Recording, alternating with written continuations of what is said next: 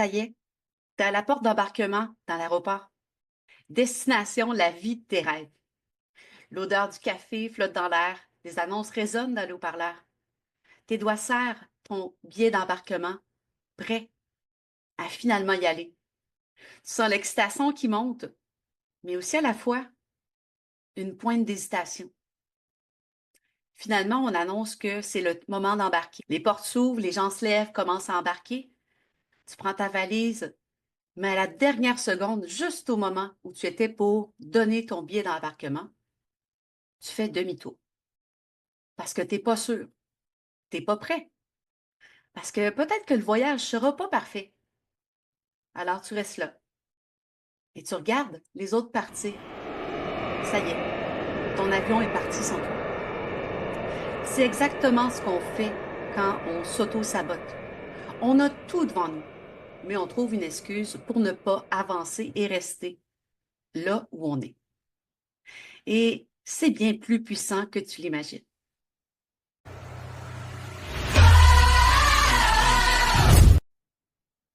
Bonjour les étoiles, je suis Sophie Bergeron, auteure du best-seller Parce que tu es une femme merveilleuse et également coach. Ma mission est simple, t'aider à briser tes blocages, réveiller ta confiance et que tu oses enfin prendre ta vraie place. Si toi, ça t'intéresse de prendre ta place et de créer une vie qui te ressemble, abonne-toi dès maintenant et reste bien avec moi jusqu'à la fin pour en savoir plus. Mais alors, la vraie question, c'est pourquoi est-ce qu'on agit contre nous-mêmes, contre notre vraie volonté? Pourquoi repousse-t-on ce qui pourrait changer notre vie pour le mieux? On regarde ça tout de suite.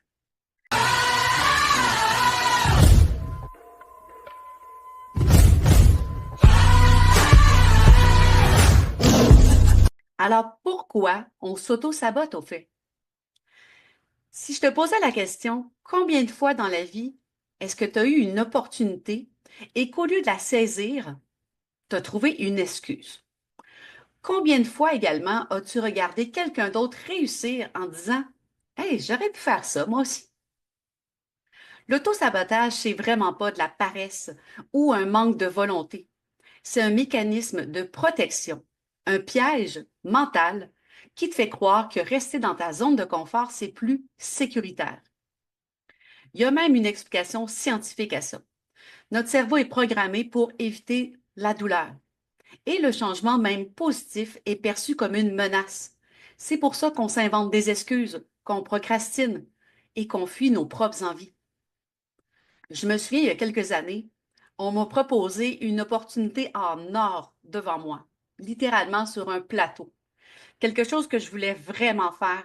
J'avais tout préparé, tout était aligné, mais au dernier moment, j'ai trouvé une excuse en me disant peut-être que c'est pas le bon moment, je suis pas assez prête. Et si ça marchait pas? Alors j'ai laissé filer cette chance. Et avec le recul aujourd'hui, je me rends compte que c'était pas un manque de compétences ou une vraie contrainte. C'était de l'auto-sabotage pur et simple. Et tu sais quoi? C'est pas vraiment moi qui ai décidé de renoncer, mais mon cerveau m'a piégé. Parlons maintenant de pourquoi ça arrive, l'auto-sabotage. Tout d'abord, il y a l'effet thermostat. J'en ai déjà parlé dans d'autres vidéos. C'est une bonne façon de l'imaginer. C'est comme si tu étais programmé, ton thermostat, sur un certain niveau de succès. Si ce niveau est à 20 degrés et que tu commences à atteindre 25-30 degrés, eh bien là, tout dans ton système nerveux panique et cherche à te ramener au niveau qu'il connaît, celui qui est confortable. C'est pourquoi, même quand tout va bien, tu trouves une façon de saboter ta propre réussite. Comme ces gens qui gagnent au loto et qui finissent au même point ou pire quelques années plus tard. C'est exactement ça. C'est comme quelqu'un également qui se lance en affaires. Au début, il a du mal, il galère, il travaille non-stop, puis finalement, ça décolle. Il y a plein de clients, l'argent rentre, et finalement, il commence à ralentir, il repousse les réponses aux mails, il procrastine sur ses lancements, il commence à se trouver des excuses. Pourquoi? Parce que son thermostat interne était réglé sur c'est dur, je galère. Et quand la température est montée trop haut, il y a eu un choc au niveau de son cerveau. Il y a eu un état de panique et il a voulu revenir à la normale. Il y a également l'illusion du mouvement. On a tendance à confondre réfléchir et agir.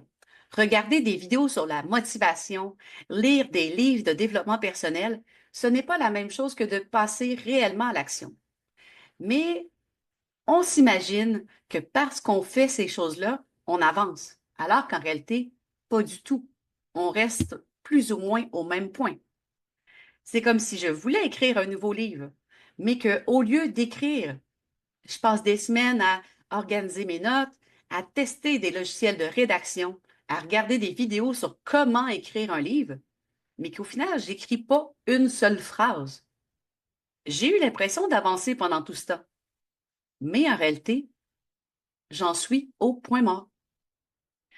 Et pour entretenir cette illusion de sécurité, ton cerveau utilise 3 excuses inconscientes pour te garder dans ta zone de confort. L'excuse numéro 1, ce n'est pas le bon moment. On adore se dire qu'on va commencer quand on va être prêt. Mais la vérité, c'est que tu ne seras jamais vraiment prêt. Il n'y aura jamais de moment parfait. Ce qui compte, c'est de commencer, même si c'est imparfait. Si tu vas attendre le bon moment, ben, sache qu'il n'existe pas. C'est comme attendre que tous les feux passent au vert avant de sortir de chez toi. Ça n'arrivera jamais. Les gens qui réussissent ne trouvent pas le bon moment. Ils décident que c'est maintenant. Imaginez si les plus grandes réussites de ce monde avaient attendu le bon moment. Est-ce que Steve Jobs aurait lancé Apple? Est-ce que Beyoncé aurait attendu d'être prête pour monter sur scène? Est-ce que tu vas être spectateur ou acteur? C'est ça la vraie question. L'excuse numéro 2, je dois en savoir plus avant de me lancer. On croit que si on a accumulé assez d'informations, on va finir par avoir une sorte de déclic. Mais en vrai, plus on attend et plus on a d'informations pour se créer des excuses, on se paralyse nous-mêmes. Parce que l'action précède la motivation, pas l'inverse. C'est comme apprendre à nager, courir le marathon, apprendre à faire du vélo. Mais si tu fais que lire des livres, écouter des vidéos pour faire ça, au lieu de plonger, de te lancer et de commencer, tu n'avances pas. Peut-être même que tu recules parce que tu vas trouver encore plus d'excuses. Et l'excuse numéro 3, et si j'échoue? Le vrai échec, ce serait de ne rien essayer du tout.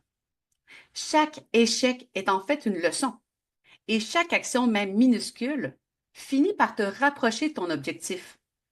Et la vraie question, c'est, est-ce que tu préfères échouer ou regretter de ne jamais avoir essayé? L'une des plus grandes fortunes mondiales, Jack Ma, le fondateur du groupe Alibaba, a été rejeté 30 fois pour des emplois, y compris dans un fast-food. Il y avait 24 applicants et le seul qui n'a pas été pris, c'est lui. Il a échoué plein de fois à ses examens d'université, mais il a continué, continué, continué. Il n'a pas laissé ses échecs définir son avenir.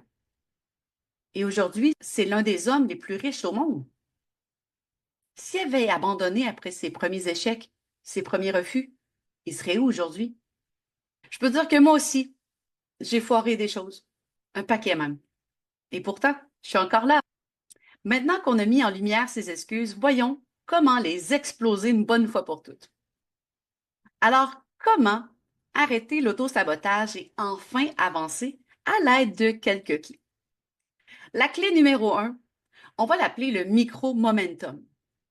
Si l'action te semble trop grosse ou trop difficile à amorcer, commence-la pour juste 2 minutes. Juste 2 minutes. Parce qu'une fois que tu as commencé, au bout de ces 2 minutes, ben, tu vas continuer de façon naturelle. Tu es déjà en train de le faire. Pense à une action que tu repousses. Et maintenant, engage-toi à la faire. Juste 2 minutes aujourd'hui. Regarde la magie opérer. C'est comme vouloir commencer à pédaler, même si c'est pas faire du vélo. Le plus dur, c'est le premier coup de pédale, mais après, l'élan prend le relais. La clé numéro 2, l'engagement public. C'est un peu le style de je m'engage à faire X ou sinon je paye. Dis à quelqu'un ce que tu vas faire et ose y mettre une conséquence si tu ne le fais pas. Par exemple, si je ne lance pas ce projet d'ici à vendredi, je te dois 50 $. Pourquoi pas?